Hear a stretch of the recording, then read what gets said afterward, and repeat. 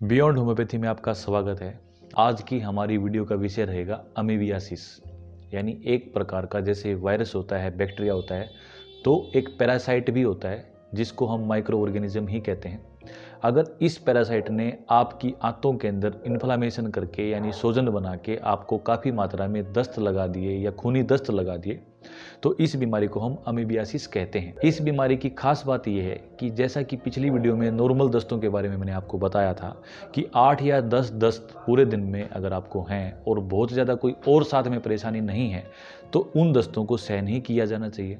पर दस्तों के बारे में अगर विस्तार से देखा जाए तो ये देखा जाता है कि दस्तों में कब दवाई ली जानी चाहिए और कब दवाई नहीं ली जानी चाहिए। तो इस प्रकार अगर आपको एक ही घंटे में 4 से 5 दस्त आ रहे हैं और आपको लगभग 20 से 30 दस्त पूरे दिन में आ चुके, साथ में कभी खून आ रहा है और काफ़ी मात्रा में आपको अगर जो आपका स्टूल है उसके अंदर ऑफेंसिवनेस आ रही है यानी बदबू ज़्यादा आ रही है, तो इस केस में एंटीमेवा हिस्टोलाइटिका पैरासाइट का यानी अमीबियासिस का इन्फेस्टेशन आपको इन्फेक्शन हो सकता है। अगर हम थोड़ा सा इसके पीछे जाएं, मानसिक कारणों पे जाएं, तो मानसिक कारणों में ऐसा देखा जाता है कि जब एंगर और फियर यानी डर और गुस्सा की मिली जुली फीलिंग आपको एक्यूटली हुई, जैसे कई बार आपके सामने कुछ मान लो कि जैसे कोई पशु है तो वो काफ़ी ज़्यादा मात्रा में डर जाता है अगर किसी ने आसपास डीजे बजा दिया या कोई ऐसा ढोल बजा दिया या कोई भी ऐसी चीज़ बजा दी जिससे उसको फियर भी है और गुस्से में इधर उधर टहल रहा है। इंसानों में ये कारण अलग अलग हो सकते हैं, मैंने पशुओं का आपको सिर्फ एक एग्जाम्पल बता था। यानी एंगर और फियर के कारण एक्यूटली आपको कोई दिक्कत आई तो ये दिक्कत आपको 3-4 दिन के बाद इस बीमारी में परिवर्तित होके उसके बाद ये बीमारी लंबे समय तक चल सकती है।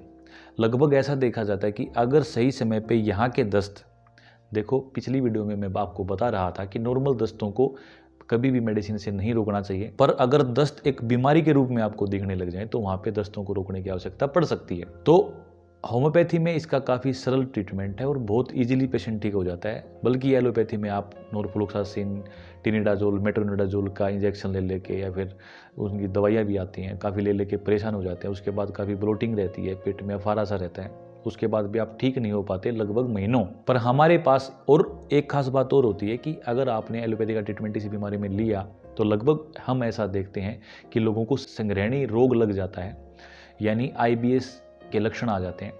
इसलिए होम्योपैथी में इसके ट्रीटमेंट के तौर पे वैसे 3-4 दवाइयाँ मुख्यतः हैं, वैसे हमारे पास इस चीज़ की कम से कम 60-70 दवाइयाँ होती हैं, जिसमें प्रमुखतः 3-4 दवाइयों में पहली दवाई एलो नाम की दवाई है, ALOE, एलोए नाम की एक दवाई है।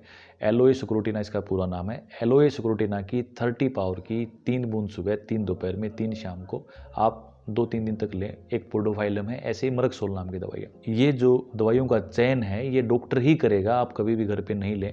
मैं सिर्फ मेडिसिन का नाम इसलिए बता रहा हूँ क्योंकि आपको ऐसा लगे कि होम्योपैथी में इलाज इसका नहीं है, क्योंकि बहुत बार मरीज ऐसा सोचते हैं कि होम्योपैथी में इतने ज़्यादा दस्तों के लिए इलाज क्या होगा।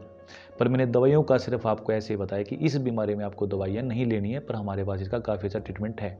आज के लिए धन्यवाद।